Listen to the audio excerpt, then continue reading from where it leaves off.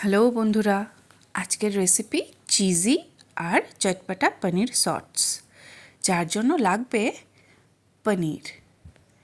পনির এইভাবে স্লাইস করে কেটে নিতে হবে, একদম পাতলা পাতলা করে, ঠিক যেমন ব্রেড পাউরুটি যেরকম স্লাইস করা থাকে সেই রকমই আমি পনিরের স্লাইস করে নিলাম। এবার একটা প্লেটে দুটো স্লাইস পনির আমি নিয়ে নিলাম। এবার কিছু মশলা দেওয়ার পালা। প্রথমে অল্প নুন আমি ছড়িয়ে নিয়েছি। এবার আমি এর মধ্যে অ্যাড করব চিলি ফ্লেক্স, একটু ঝাল ফ্লেভার আনার জন্য। যে যেরকম ঝাল খায় সেই হিসাবে আপনারা চিলি ফ্লেক্স অ্যাড করে নেবেন। এবার আমি একটু অরিগ্যানো দিয়ে দিলাম। এপিঠ ওপিঠ দু পিঠেই সুন্দরভাবে চিলি ফ্লেক্স আর অরিগ্যানো আমি মাখিয়ে নিলাম, যাতে সুন্দর ফ্লেভার ক্রিয়েট হয়। আপনারা চাইলে গোলমরিচও অ্যাড করতে পারেন, আমি গোলমরিচ ব্যবহার করিনি। এই যে আমাদের পনিরটা সুন্দরভাবে ম্যারিনেট হয়ে গেছে। এবার এর মধ্যে আমরা দিয়ে দেবো একটা চিজ স্লাইস। ঠিক মতন পজিশন করে আমি চিজ স্লাইস দিয়ে একটা স্যান্ডউইচের আকার গড়ে নিলাম।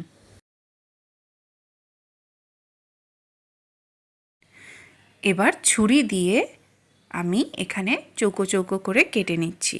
আপনারা চাইলে যে কোনো শেপে কাটতে পারেন। আমি একটু স্কোয়ার শেপ দেওয়ার চেষ্টা করছি। এই যে দেখুন কি সুন্দর পনির চিজ স্যান্ডউইচের মতন দেখতে লাগছে। বাকিগুলোও আমি কেটে নিলাম।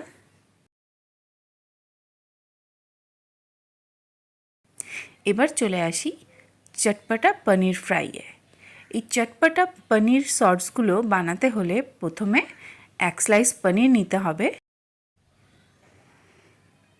এই যে আমাদের পনিরের স্লাইস। এবার এর মধ্যে আমি দিয়ে দেবো গ্রিন চাটনি। গ্রিন চাটনি কিন্তু বাজারে এখন রেডিমেডও বিক্রি হয়। আর না হলে একটু ধনেপাতা, পুদিনা পাতা, টমেটো, একটু নুন, একটু মিষ্টি দিয়ে সুন্দর গ্রিন চাটনি বানিয়ে নিতে পারেন। আর হ্যাঁ, কাঁচা লঙ্কাও অ্যাড করবেন। যাই হোক, আর তার ওপর দিয়ে আমি আর একটা পনিরের স্লাইস দিয়ে দিয়েছি। এবার আমি এগুলো চৌকো চৌকো করে কেটে নিচ্ছি।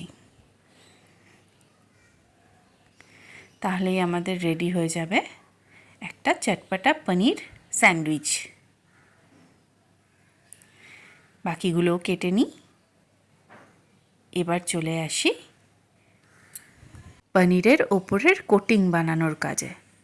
আমি নর্মাল ময়দার মধ্যে একটু জল মিশিয়ে নিয়েছি। তার মধ্যে পনিরের স্যান্ডউইচটা দিয়ে ব্রেড ক্রাম্বসের মধ্যে ভালো করে মাখিয়ে নিচ্ছি।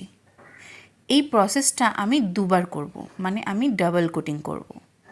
এতে কি হবে, চিজটা ভেতরে যখন মেল্ট হবে ও কিন্তু ওপরের কোটিংটা ফেটে বেরিয়ে আসতে পারবে না। একটু ডাবল কোটিং হলে চিজটা সুন্দরভাবে ভেতরেই মেল্ট হয়ে আটকে থাকবে। যখন আপনারা বাইট নেবেন তখন সুন্দরভাবে চিজ মেল্ট হয়ে আসবে। আর একটা করে দেখিয়ে দিচ্ছি আপনাদের। প্রথমে ময়দা গোলার মধ্যে পনির সসটা দিয়ে তারপরে ব্রেড ক্রাম্বসের মধ্যে সুন্দরভাবে মাখিয়ে নিতে হবে। একটু হাত দিয়ে দিয়ে চেপে চেপে নিতে হবে, যাতে তেলে ছাড়ার সময় ব্রেড ক্রাম্বসগুলো খুলে বেরিয়ে না যায়। এই দেখুন কি সুন্দর একটা স্কোয়ার শেপ হয়ে যাচ্ছে। চলুন এবার ভাজার পালা। কড়াইয়ে সাদা তেল গরম করে নিয়ে তাতে একটা একটা করে পনির শর্টসগুলো আমি দিয়ে দিলাম। এগুলো চিজ পনির শর্টস। আমি দুটো সেম দেখতেই করেছি। আমি জানি যে আমি কোনটা কি ভাজছি।